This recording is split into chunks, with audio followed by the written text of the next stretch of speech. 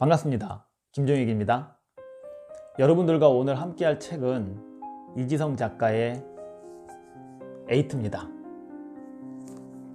인공지능에게 대체되지 않는 나를 만드는 법 에이트. 이 책은 네트워크가 아니더라도요, 우리가 모르는 동안 세상이 얼마나 빠르게 변해가는지를 가늠해보는 책으로 너무 좋습니다. 이 책을 읽어보면 당장 세상이 내일이라도 뒤집어질 것처럼 호들갑을 떤다는 느낌이 조금 들기도 하지만요, 또 그렇게 표현을 했기 때문에 제 머릿속에 한동안 남아서 많은 생각을 좀 하게 했던 그런 책인 것 같습니다.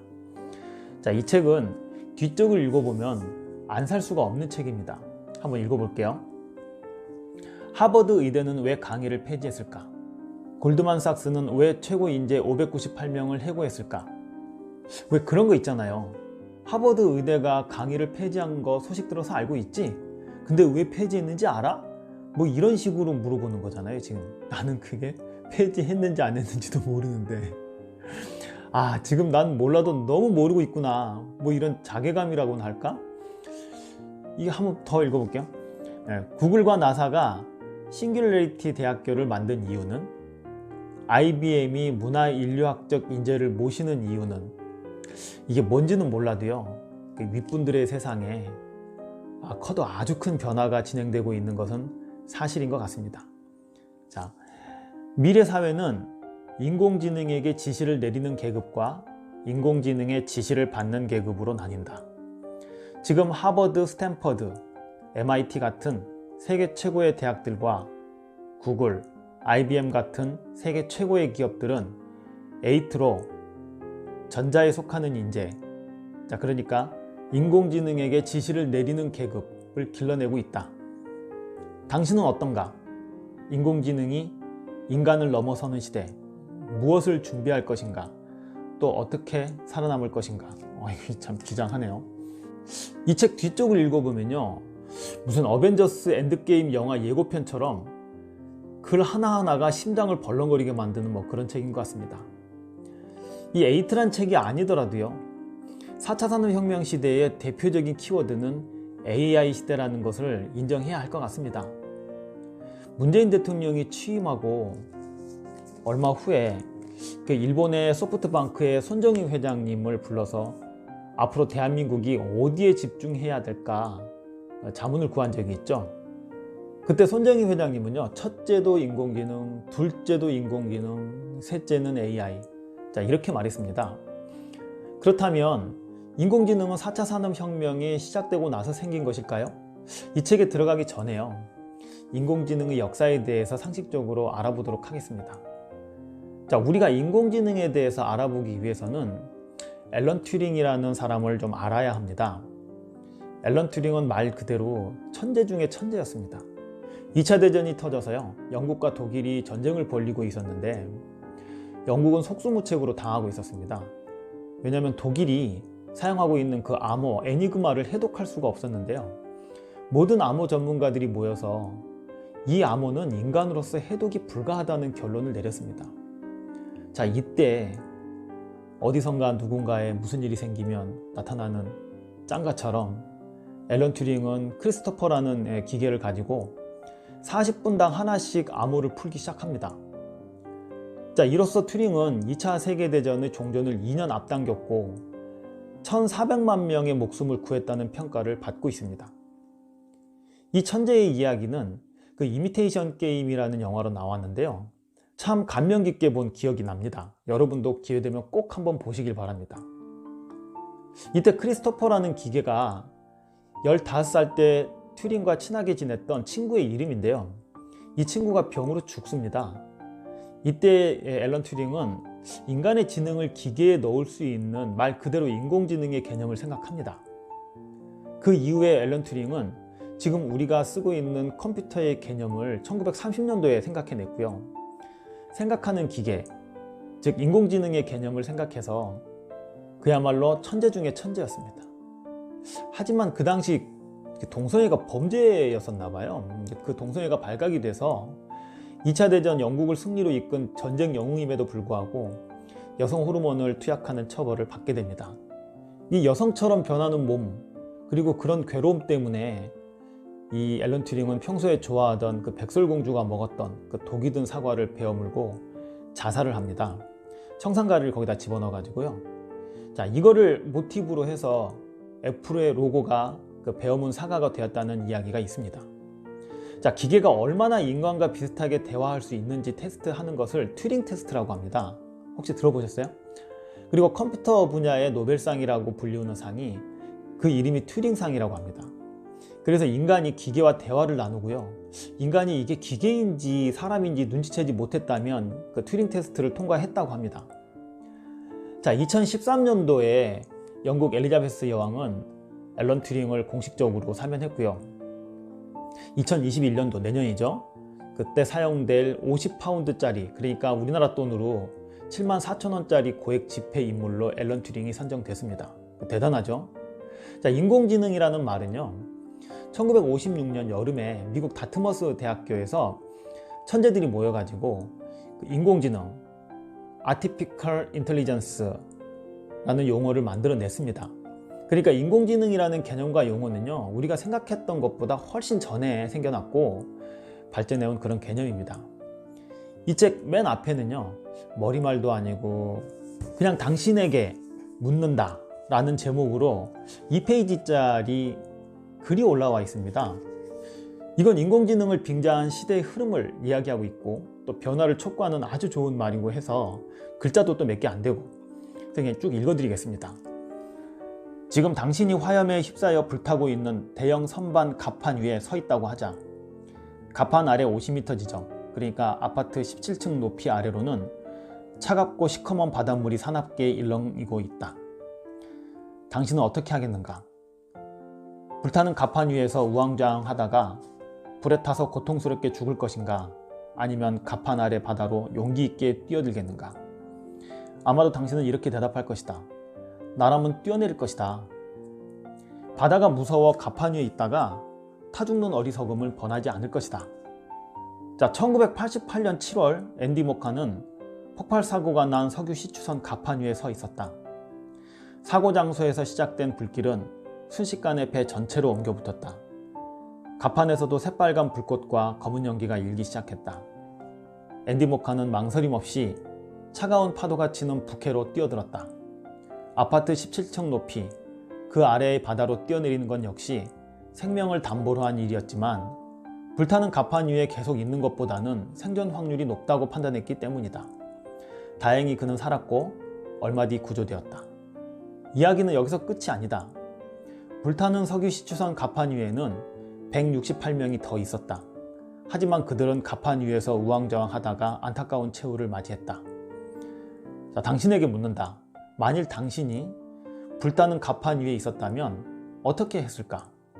홀로 목숨을 걸고 바다로 뛰어들었을까? 아니면 168명과 함께 했을까? 지금 대한민국이라는 거대한 배가 불에 타서 침몰하고 있다. 국민들은 불타는 갑판 위에서 우왕좌왕하고 있다. 아니, 배에 무슨 일이 일어나고 있는지조차도 모르고 멍하니 서 있다. 당신은 어떻게 하겠는가? 세상이 어떻게 바뀌었는지도 모른 채 멍하니 있다가 안타까운 최후를 맞이할 사람들과 함께 하겠는가? 아니면 인공지능으로 대표되는 4차 산업혁명이라는 바다로 뛰어들겠는가? 아, 이건 거의 협박이죠, 협박. 아, 이게 무섭습니다. 안 하면 죽는다, 뭐 이런 말인 것 같죠. 자, 이 책의 내용은요, 아주 쉽게 쓰여져 있습니다. 근데 몇 가지 기억해야 할 내용을 말씀드리면, 스티브 잡스가 2011년 10월 5일 날 세상을 떠났습니다. 그는 죽는 그 순간까지 인공지능에 매달렸고, 그 인공지능 시리가 탑재된 아이폰 4S의 발표가 있던 다음 날 세상을 떠났습니다. 자, 왜 그는 생애 마지막 순간까지 인공지능에 매달렸을까? 앞으로의 세상은 인공지능이 지배하게 될 거라는 것을 그 시대를 이끄는 대부분의 리더들은 확신을 하고 있다는 것을 보여주는 단적인 예입니다. 자, 2006년 딥러닝 기술을 주제로 논문이 하나가 발표가 되는데요. 딥러닝은 인공지능이 자기가 스스로 알아서 학습하고 그리고 판단하고 그래서 실수를 수정하고 발전해 나가는 그런 기술을 말합니다. 이 기술은 과학자들이 전혀 예상하지 못한 어마어마한 충격이었다고 합니다. 그리고 곧바로 실리콘밸리 상위 1%가 움직이기 시작했고 2008년 새로운 시대의 지배자가 되기 위한 교육을 위해서 싱귤래리티 대학교를 세웁니다. 싱귤래리티라는 말은 사전에서 찾아보면 특이점이라고 나오는데요. 인류의 모든 지능을 합친 것보다 더 높은 지능을 가진 인공지능이 탄생하는 때를 말합니다. 전문가들은 그 시점을 2045년으로 보고 있습니다. 그러니까 앞으로 25년 후네요. 그럼 제 나이가 78세, 와, 한참 젊은 나이인데 큰일 났네. 자, 어쨌든 딥러닝 논문이 발표되고 정확하게 10년 후 2016년 딥러닝을 탑재한 인공지능이 우리나라에 충격으로 빠뜨린 사건이 있었죠. 바로 알파고등학교입니다. 자, 사건은 또 있습니다. 2014년에는 영화 아이언맨의 실제 주인공이죠. 전기차 제조업체인 테슬라 그 창업자고 그런 일론 머스크라는 사람이 자녀들을 자퇴시키고 학교를 하나 세웁니다. 그 학교의 이름이 에드 아스트라인데 31명의 아이들이 비공개로 교육을 받고 있다고 합니다. 자, 이웃나라 일본도 150년 만에 교육혁명을 단행해서요, 2020년 올해네요, 입시교육을 폐지하고 국제 바칼로레아라는 책을 읽고 그 글을 쓰고 토론하는 것을 핵심으로 삼는 그런 제도를 도입하기로 했답니다.